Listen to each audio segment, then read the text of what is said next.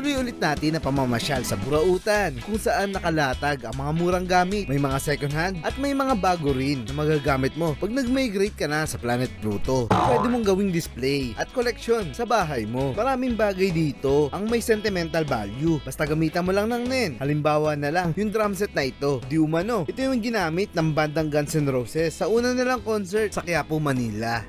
Tapos sa likod niya, mga electronics at gadget naman na makikita. May PlayStation, microphone, at ito, game controller na magagamit mo pag nag-Mobile Legends ka. Mas titindi pagkabanu mo dito. Basta may ganito ka, ikaw ang mid sa lahat ng panahon. Malakanser ang galawan mo. Okay din pang Valorant kasi automatic na bumabaril yan kapag kakampi yung nasa harapan.